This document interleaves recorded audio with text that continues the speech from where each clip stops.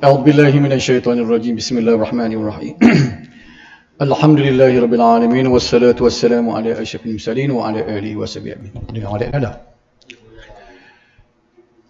وبعد فإن أشرف الحديث كتاب الله وخير الهدي هدي محمد صلى الله عليه وسلم وشر الأمور محدثاتها وكل محدثة بدعة وكل بدعة ضلالة وكل ضلالة في النار. Sambung kitab perisai bagi sekalian mukallaf, muka surat 66 rasa bawah. Itu nampak ada hak jari lagu tu. Okay. Kita tulis kat rumi bawah ni. Dan bermula perkataan rahimahullahu ta'ala dengan tubuhnya pada ketika jaga. Artinya, perkataan yang sebenar bahawasanya Isra' dan Mi'raj itu adalah keduanya pada masa jaga dan dengan ruh dan badan seperti ijma' atasnya. Kita masih lagi bicara tajuk Isra' dan Mi'raj kerana dia sebahagian daripada akidah. Dia sebut di sini Isra' dan Mi'raj Nabi itu bersekali tubuh dan ruh, badan dan ruh dalam keadaan jaga. Nabi sedar. Maknanya supaya kita lah, supaya kita pergi ke mana-mana, bawa tubuh, bawa ruh. Berarti tak? Ulama kurun ataupun abad yang kedua. Sambung tadi, apa dia sebut tadi? Ijma' atasnya. Siapa dia ijma'? Maknanya sepakat.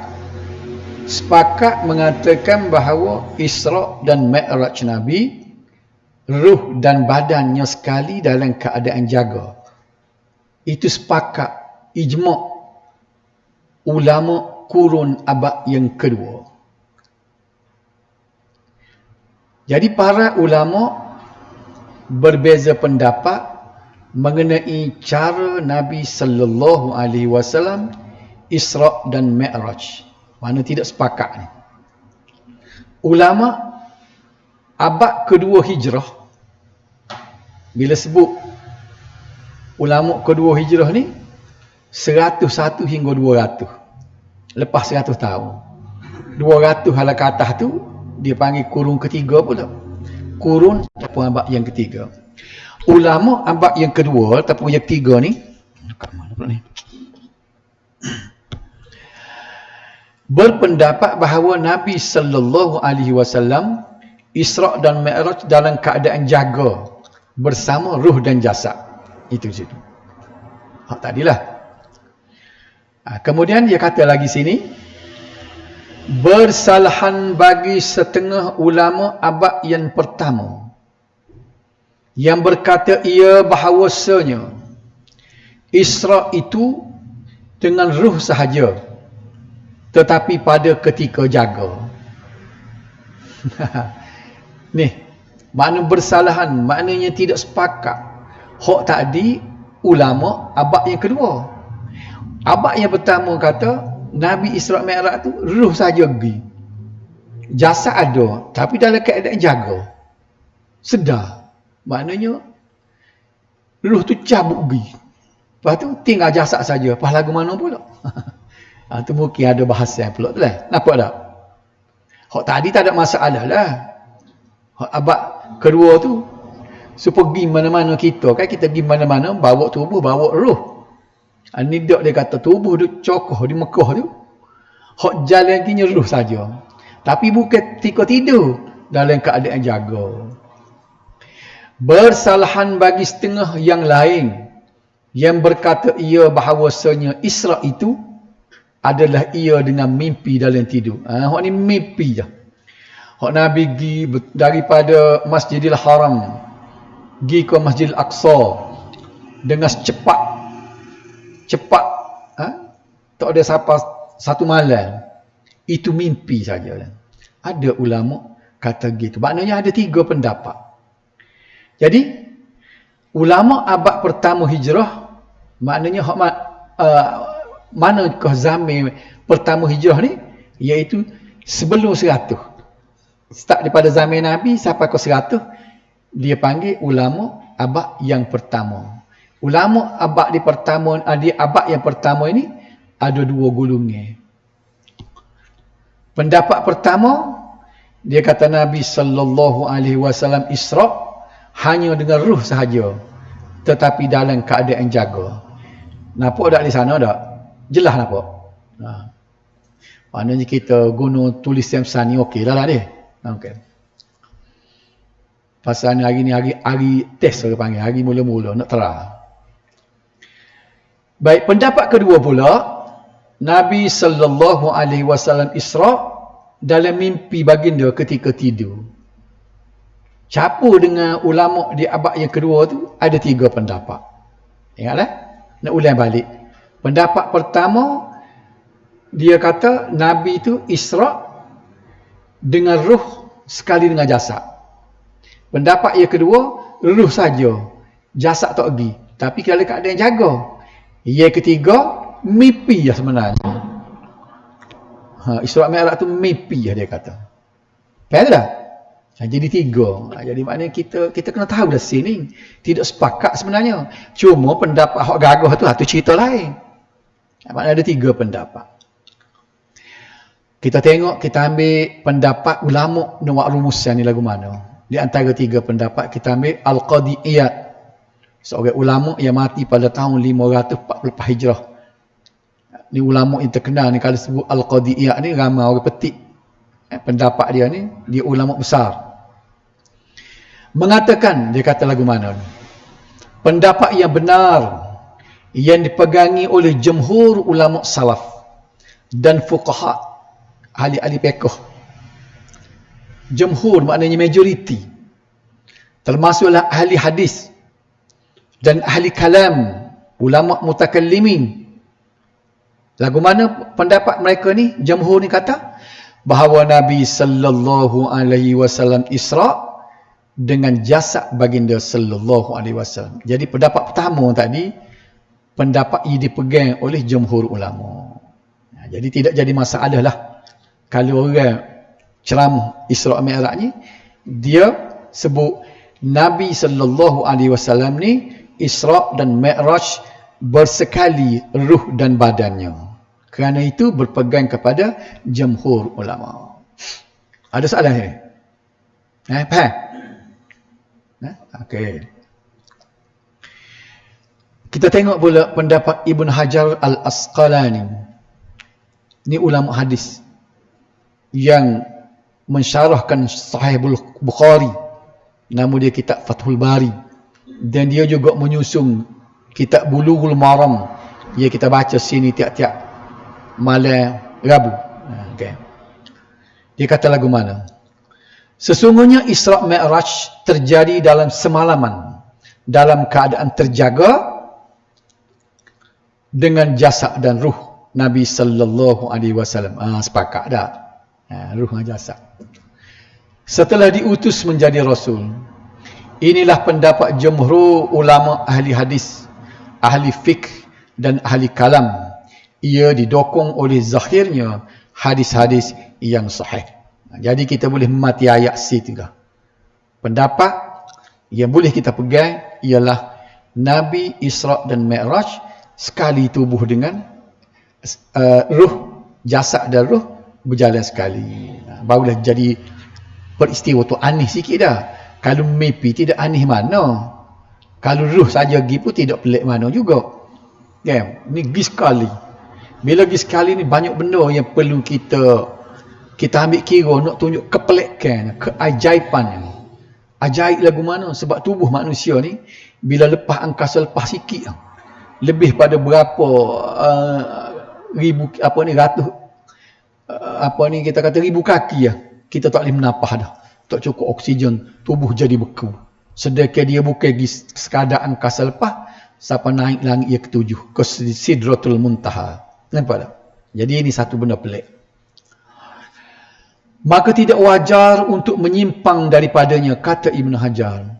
Maknanya dia kata tak sudah ambil lah pendapat nombor 2, nombor 3 tadi, sebab tidak ada dalam akal sesuatu yang memustahilkannya sehingga perlu untuk diselewengkan. Ini Ibn Hajar sebut dalam kitab tafsir Sahih Al-Bukhari, dalam kitabnya Fathul Bari.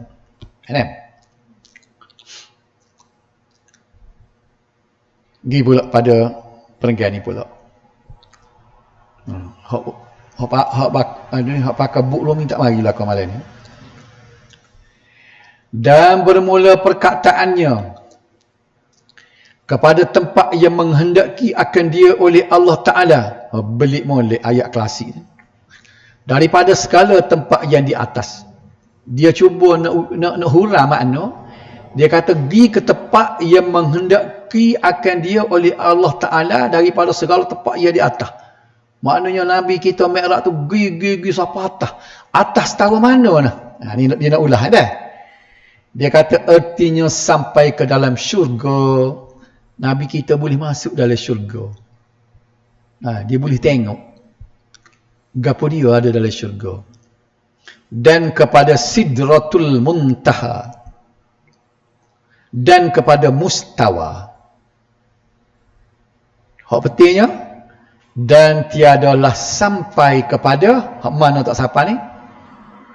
Arash. Seperti yang telah terdahulu. Arah tak siapa ni dah. Sampai kepada syurga, Sidratul Muntaha, sampai ke Mustawa. Mana arah atas lagi. Mengikut ulasan daripada buku ni, Tuk Syekh menulis kitab, dia kata pengarang dia sendiri ni ialah Nabi sallallahu alaihi wasallam masa Mi'raj tak sampai ke Arash. Betul tak? Tapi lah kita dengar orang duk royak siapa belaka dah tak tahulah. Dia tengok kita kira dalam kitab ni dah. Lepas kita tengok pula lain dah. Ni kesimpulan yang tadi ni Mi'raj ni naiklah ke atas Isra' ke bawah. Daripada Masjidil Haram naik borak pergi ke Masjidil Aqsa di Palestin, dia panggil Isra', jalan malam. Daripada Masjidil Aqsa naik ke atas sampai ke Sidratul Muntaha tu, dia panggil Mi'raj. Mi'raj ni adalah ke atas Okey. Jadi Mi'raj Nabi ni ada sampai kepada syurga, Sidratul Muntaha dan Mustawa, dan tidak sampai ke Arash. Pada kalaulah sekiranya pendapat inilah yang tepat, dia melibatkan akidah. Kalau kita duduk tebang juga Nabi siapa ke Arash, sedangkan kalau pendapat itu tidak kuat, dia melibatkan akidah. Kita pergi sebut benda-benda bukan-bukan yang Nabi sendiri tak royak. Kerana kita nak mulia sangat Nabi, nak akak tinggi, siapa tinggi-tinggi tepat Tuhan tak pergi, kita kata boleh siapa. Mungkinlah kalau kita tengok sini Arash ni satu tempat yang Tuhan tak izin orang siapa, kalau mengikut ulasan pada kitab ni lah. Sebab tu dia sebut Ar-Rahman alal arsyistawa. Allah Ar-Rahman itu istiwa, berada di atas Arash. Mana itu tepat orang panggil eksklusif untuk dia. Tak boleh makhluk siapa situ. Faham? Jadi kalau kita duk tebing juga, siapa naik dengan selipar-selipar. Waktu ya sebab kita ambil selipar buh di piuh, pasal Nabi naik dengan selipar-selipar. Usah ke selipar. Kalau mengikut kita ni Arash pun tak siapa. Ni boleh naik-naik siapa apa kata arah. Nampak sini dah. Jadi kita nak kata benda ni, kena tengok kitab, biar ada dulu hujah yang mengatakan siapa. Kita tengok sikit Al-Laknawi ni seorang ulama hadis di benua India ni. Dalam kitabnya Al-Athar Al-Marfu'ah fil Ahadith Al-Mawdu'ah, dia sebut lagu mana? ولنذكر هاهنا بعض القصص التي أكثر وعاز زماننا ذكرها في مجالسهم الوعزية وزنوها أمورا ثابتة مع كونها مختلقة موضوعة فمنها ما يذكرون من أن النبي لما أسري بليلة المعراج إلى السماوات العلى ووصل إلى العرش المعلى أراد خلق نعليه أخذا من قوله تعالى لسيدنا موسى حين كلمه فاخلع نعليك إنك بالوادي المقدس طوى فنودي من العلا الأعلى يا محمد لا تخلع نعليك فإن العرش يتشرف بقدومك متنعلا وتفتخر على غيره متباركا فصعد النبي إلى العرش وفي قدميه النعلان وحصل له بذلك عز وشأن. Ini katanya Al-Laknawi dalam kitab dia tadi.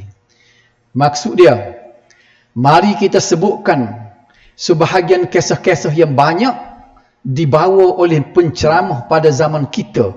Zaman dia dah, dia kata. 1300 Hijrah dulu.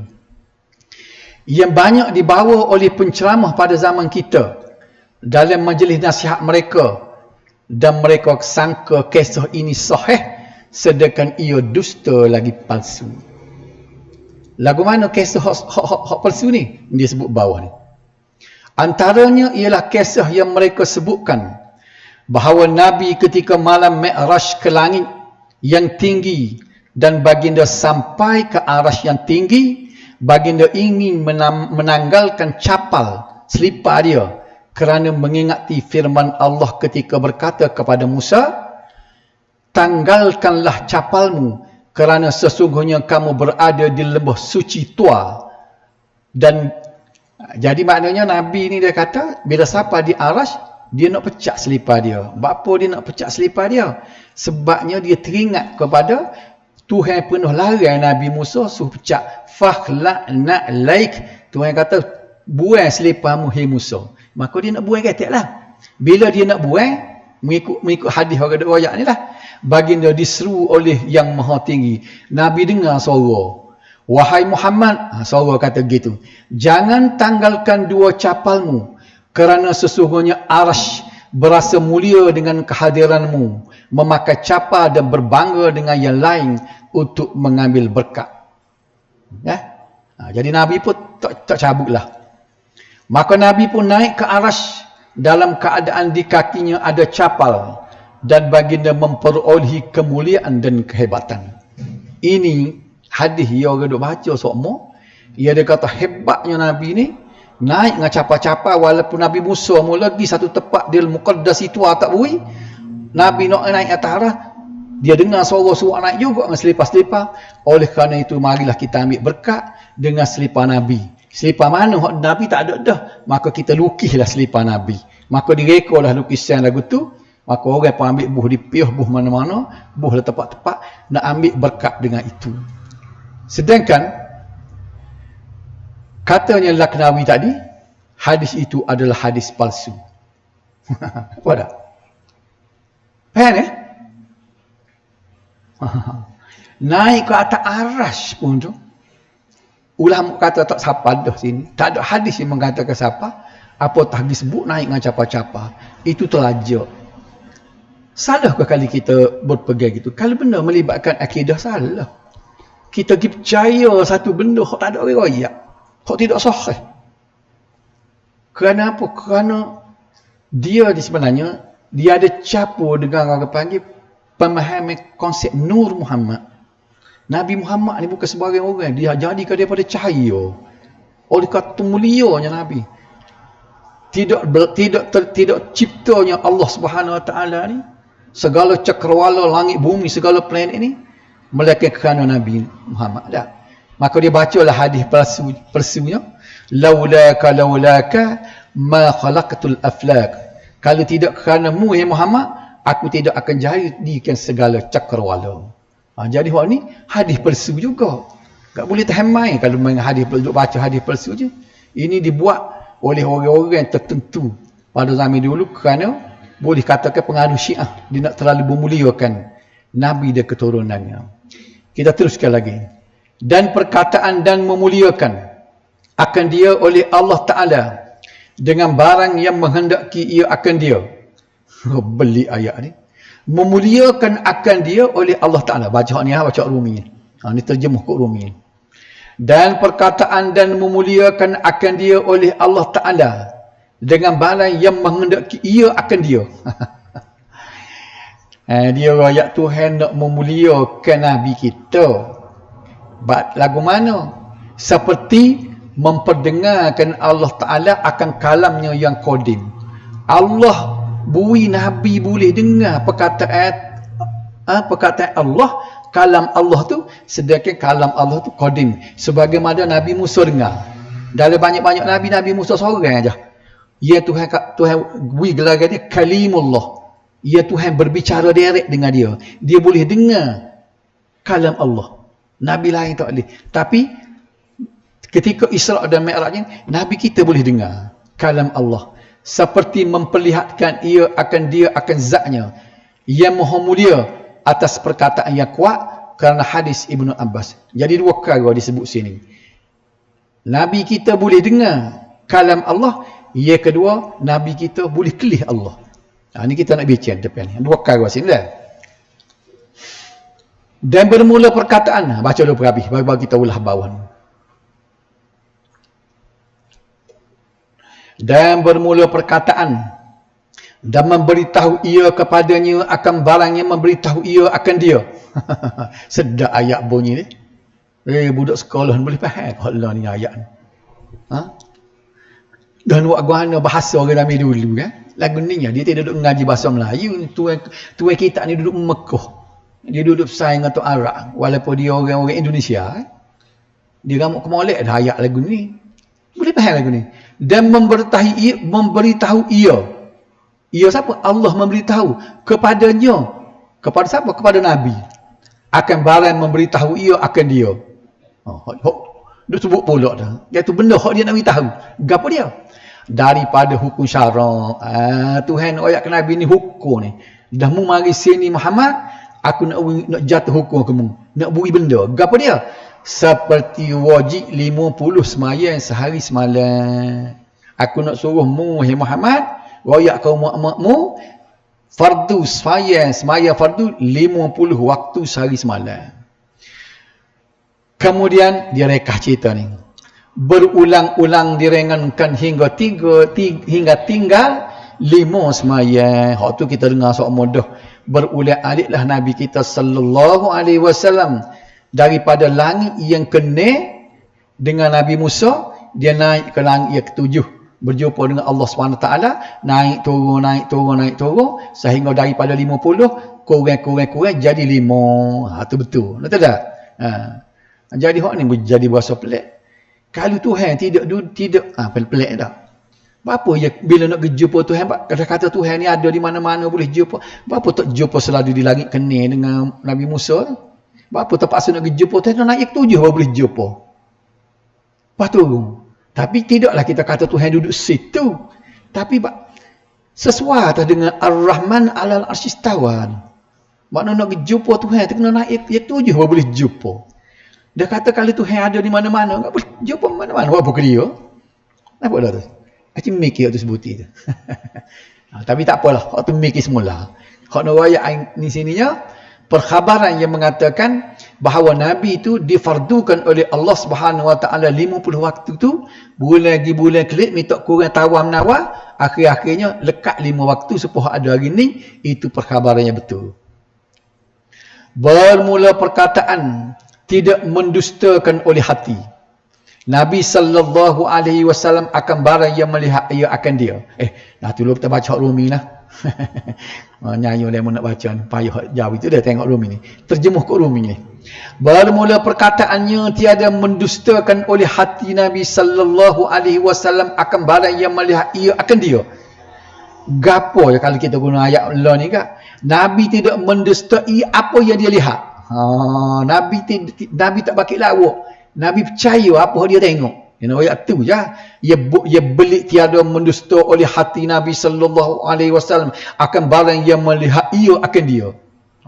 sedap ayat dia. Payah nak sip lagu tu tak. Jadi kita tengok macam bazir perkataan banyak, rugi dah. Mudahnya Nabi tidak, maknanya Nabi terus percaya apa yang dia lihat. Itulah nak ayat. Artinya tiada engkar oleh hati Rasulullah. Hati kecil dia terima 100%. Tak ada belah bagi sikap apa. Akan barang yang melihat ia akan dia dengan matanya. Bahkan membenarkan ia akan dia. Tiada berkata oleh hatinya pada ketika melihat itu, tiada aku kena akan dia kau. Maknanya bila dia tengok Tuhan Allah tu, dia tidak kata ya ke tak, ya ke tak. Dia hati kecil dia tak pernah kata aku tak kenal mu siapa. Susah dah Tuhan. Itu dah. Baik. Dan jika berkata ia akan dia. Betul. Dan jika berkata ia akan dia, nescaya adalah ia dusta, kerana sebenarnya mengenai ia akan dia. Kalulah hati kecil dia tak boleh terima, arti dia mendustai. Dan dia tak akan kenal Allah Subhanahu Wa Taala. Dia nak ayat tu dah. Baik. Daripada kita nak baca saat ni, tanda Allah Subhanahu Wa Taala nak memuliakan Nabi kita, Nabi Muhammad sallallahu alaihi wasallam. Ni nak ayat. Dia mulia ni kan, padan dah. Dengan Tuhan buat setara ni cukup mulia dah. Cuma kita tak berasa tak kena lagi. Tak mulia lagi dengan hak cerita ke riwayat tu. Nak akak naik lagi tepat hak tak pernah sabar. Tu terlebih mulia ke panggil. Olah. Tak kena gaya kita macam orang panggil lakoh tara. Tuhan nak wi mulia sekat tu je. Nak ke lebih lagi pada tu dah Tuhan nak wi sekat tu. Muka dia ni manusia juga. Dia ni makhluk hamba. Kena ingat nabi-nabi ni hamba Allah juga. Dia nampak macam kecenderungan setengah pihak tu nak akak kelah Tuhan. Memang ia sungguh kalau wahdatul wujud, puak-puak batiniah ni, kepercayaan wahdatul wujud dia kira Tuhan dengan dia tu serupa. Tuhan dengan Nabi ni serupa. Pasal ada hadis. Siapa dia percaya hadis. Hadisnya rasa raya ada sini dulu. Tika Jibril mari buat turun wahyu kepada Nabi. Nabi tanya Jibril, "Hei Jibril, tika mu ambil wahyu datang mu turun kat aku ni, mu tak aja lengguk ala katah kau?" Ni dengar dalam video baru ni ada ustaz dua ayat lagi. Dia ayat cerita. Sedangkan hadis tu palsu. Dia ayat dia kata bila dia tanya Jibril, "Tika mu nak ambil wahyu buat turun kat aku ni, mu tak jenguk ala katah kau?" Jibril kata, "Dok, sekali ni aku mu jenguk." Nabi kata. Tiba-tiba Jibril pun masa nak ambil wahyu hak akan datang sekali lepas pada tu dia jenguk tengok datang Nabi juga. Artinya Nabi ambil wahyu waktu turun kau Nabi juga. Puak batiniah. Baru ni ambo dengar video tapi ni bukan ustaz lah. Puak dia tak asuk batiniah. Dia terima hadis ni, dia kata artinya Nabi ambil fardu sembahyang tu sebenarnya dia gambik dengan dia juga dia kata. Bukan gambik dengan Tuhan dia kata. Punuh dah selesai. Siapa ni nak rayaknya wahdatul wujud ni jadi punuh. Wahdatul wujud ni lama dah mampu tapi nampaklah ni macam nak timbul balik. Kita pun tidak faham apa nama kijo nak akak Nabi tu sebab jadi Tuhan. Ni meh Kristian ni. Nabi Isa ni Tuhan. Nampak tak? Okey. Jadi ni sudah mulia Nabi ni masa Isra' dan Mi'raj tu 3 kali. Nombor 1, Allah Subhanahu Wa Taala memperdengarkan kalamnya yang qadim kepada Nabi sallallahu alaihi wasallam. Tu mulia dah tu. Hak manusia lain tak boleh buat. Allah Subhanahu Wa Taala memperlihatkan zatnya yang maha mulia kepada Nabi sallallahu alaihi wasallam. Nombor 3, mensyariatkan sembahyang 50 waktu sehari semalam. Tetapi Nabi sallallahu alaihi wasallam berulang-alik dari langit ke-6 ke langit ke-7 meminta pengurangan sehingga tinggal 5 waktu sehari semalam. Apa dah? Jadi sudah mulia dah tu. Kita baca ni pula dah. Bersalah-salahan ulama pada barang yang melihat akan dia oleh Nabi sallallahu alaihi wasallam. Gapo dia maknanya? Ulama tidak sepakat hak butin, hak sebutin. Nabi tengok sungguh ke tak? Ceritalah. Dia sebut saat ni Nabi tengok Tuhan masa Isra' dan Mi'raj. Masa dia Mi'raj. Jumpa dengan Tuhan tu dia boleh kelih Tuhan. Baik, kita tengok pendapat sahabat-sahabat Nabi kata. Berkata Ibnu Mas'ud dan Siti Aisyah radhiyallahu anha bahawa Tengok Ibnu Mas'ud ni, Abdullah bin Mas'ud, sahabat besar Nabi. Aisyah, siapa dia? Isteri dia. Dia kata lagu mana? Melihat Jibril alaihissalam. Dia katanya Aisyah dengan Ibnu Mas'ud, Nabi tak tengok Tuhan, Nabi tengok Jibril. Dan berkata Ibnu Abbas, melihat ia akan Allah Subhanahu Wa Taala, tetapi dijadikan penglihatan di dalam hatinya. Ibnu Abbas kata Nabi tengok, tapi bukan tengok dengan mata kepala, tengok dengan mata hati. Maknanya tu tak serupa dah sahabat ni. Ni tuan kitab ni sebut. Dan berkata Anas bin Malik ni hak terimanya, melihat ia akan Allah dengan mata kepala. Jadi ada 3 pendapat. Aisyah dengan Ibnu Mas'ud, dia kata Nabi tak tengok Tuhan, tengok Jibril je. Katanya Ibnu Abbas, tengok tapi bukan tengok dengan mata kepala, tengok dengan mata hati. Anas bin Malik ni kata tengok dengan mata sungguh. Faham biar tak ingat pun asal faham. Kalau boleh ingat, lagi baik boleh cerita kat orang 3 pendapat ni, ingatkan nama-nama dah. Okey. Jadi maknanya para sahabat berselisih pendapat tentang Nabi sallallahu alaihi wasallam melihat Allah Subhanahu wa taala. Ibnu Mas'ud dan Aisyah berkata Nabi sallallahu alaihi wasallam hanya melihat Jibril alaihi salam. Ibnu Abbas berkata Nabi sallallahu alaihi wasallam melihat Allah Subhanahu wa taala, tetapi dengan mata hati, bukan dengan mata kepala, bukan dengan mata lelai kita panggil. Anas bin Malik radhiyallahu anhu pula berkata Nabi sallallahu alaihi wasallam melihat Allah Subhanahu wa taala dengan mata kepalanya. Kita nak tolak tak boleh. Sebab ini semua sahabat-sahabat besar. Tak ada lebih kurang belaka ni. Okey, riwayat apa sahih belaka? Pada mana? Bukan hadis Nabi ni, Nabi tak sebut. Ini pendapat. Ni. Pendapat. Sebab Nabi tak raya aku melihat Allah duduk. Tapi masing-masing teka-teki sebila Nabi sudah wafat. Maka masing-masing pendapat terjadilah 3 pendapat sahabat. Faham tak? Ibnu Abbas berkata ra'a rabbahu fatadalla fakana qaba qausaina au adna. Ini perkataan Ibnu Abbas. Baginda sallallahu alaihi wasallam melihat Tuhannya dan mendekati sehingga jaraknya seperti 2 busur atau lebih dekat. Macam busur panah kita tarik tu dekat. Tapi katanya dia tengok dengan mata hati. Ini hadis riwayat Tirmizi. Bukan Nabi kata ni. Ibnu Abbas. Kena ingat hadis ni selain daripada perkataan Nabi, dia ambil juga perkataan sahabat. Okey. Dia panggil hadis mauquf lagi ni. Dah sapa kat sahabat, tak sapa ke Nabi ni. Tapi Albani menilai sahih. Sahih ke apa? Sahih kata-kata Ibnu Abbas. Bukan sahih hadis ni dah. Bukan Nabi kata, Ibnu Abbas kata. Aisyah pula berkata, ni Aisyah dia berat sikit. Man za'ama anna Muhammadan ra'a rabbahu faqad a'zama al-fariyah 'ala Allah. Siapa yang meyakini bahawa Muhammad sallallahu alaihi wasallam pernah melihat Tuhannya, bererti dia telah membuat pendustaan yang besar atas nama Allah. Ini hadis riwayat Bukhari, Muslim dan Tirmizi. Tadi hadis sahih, ini pun hadis sahih. Aisyah kata, siapa dia kata Nabi boleh kelih Tuhan ketika Isra dan Mi'raj, dia adalah pendusta, pembohong besar. Aisyah tak boleh. Anas bin Malik kata, ra'a Muhammadun rabbahu, Nabi Muhammad melihat Tuhannya. Ini riwayat Ibnu Khuzaimah. Tengok, kalau tengok sini, Ibnu Khuzaimah ni dia kata perkataan Anas bin Malik ni ialah riwayat yang dhaif, lemah, sebagaimana pendapat sebagai ulama hadis. Boleh nampak tak situ?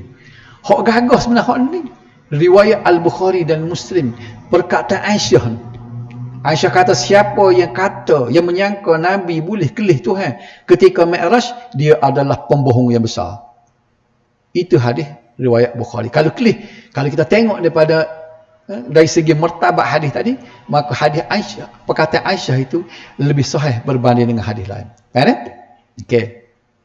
Walau macam mana pun Az-Zahabiyah, kita tengok hasil daripada kata-kata sahabat-sahabat tu, maka ulama kita ni telah buat satu kesimpulan. Ni nak kita pakat ulama, Dia budak kata pakai hadis saja. Pokok ni pakai hadis dia tu, tak siap pakai ulama. Siapa kata? Ni, kita ambil, dah habis 3 hadis, kita ambil kesimpulan ni. Ulama kita Az-Zahabi. Bila kita sebut ulama, maksud dia ulama yang muktabar, ulama ahli hadis. Demo banyak ke demo ni ulama dia. Ulama Jawi ni. Ulama Tani, ulama Indonesia. Nanti kata tak pasti pakai ulama. Kita pakai ulama tapi ulama ending kita ambil ni. Macam Imam Syafi'i, Imam Nawawi, Az-Zahabi, Ibnu Hajar, Suyuti. Kenapa tak? Jadi kata Az-Zahabi ni dalam kitab Siyar A'lam Nubala, dia katakan wala na'nafu man athbata ar-ru'yata li nabiyyina fid dunya wala man nafaha bal naqul Allah wa rasuluhu a'lam bal na'nafu wa nubaddi'u man ankara ar-ru'yata fil akhirah id ru'yatullahi fil akhirah thabatat binususin mutawafirah. Kita tidak boleh bersikap keras, katanya Zahabi, terhadap orang yang berpendapat bahawa Nabi sallallahu alaihi wasallam melihat Allah di dunia, mahupun yang berpendapat sebaliknya. Faham ni? Az-Zahabi kata kita tak boleh keras sangat. Biarlah, dia kata benda ni tidak mustahak. Jangan kita duduk bakal sangat orang hok kata Nabi boleh kelih Allah. Sebab ada hadis, dia kata. Berat-berat pun hadis, dia kata. Itu pendapat sahabat, dia kata. Dia kita jangan lawan pula kalau orang kata Nabi tak boleh kelih. Tak nampak Allah. Jadi kita ni kena tengok. Orang ni kadang-kadang dia jadi ekstrim, dia panggil. Terlalu dia ni taksub sangat. Tak serupa dengan hak dia faham tu. Hamulah dia kata, ada pula kata lagu tu. Ni Imam Zahabi pelarang. Jangan keras sangat benda ni. Orang kata nampak, biar pergi. Orang kata Nabi tak nampak, biar ke dia. Tak? Ni Imam besar benar ni. Kalau orang ngaji dia tahu dah siapa dia Az-Zahabi je. Sikap yang tepat, dia kata kalau nak keras benda ni, dia kata, ialah kita mengatakan Allah dan Rasulnya yang paling mengetahui, dan kita bersikap keras lagu mana. Dan menilai sesat orang yang mengingkari Allah boleh dilihat pada hari kiamat kerana keterangan bahawa Allah boleh dilihat pada hari kiamat terdapat dalam berbagai dalil yang sahih. Ayat Quran pada sebut. Hak mana dia kata kalau kita nak berbaluh? Bila orang kata di akhirat nanti, di akhirat kita tak boleh kelih Allah. Ila rabbiha nazirah. Dia sebut tak? Kita boleh kelih Allah. Ayat Quran pun sebut. Kalau ada orang kata kita tak boleh kelih Allah di akhirat nanti, hak ni boleh balah, dia kata. Kalau setakat Nabi masuk Mi'raj boleh kelih, kau tak boleh kelih, tak sedap balah, dia kata. Bodoh.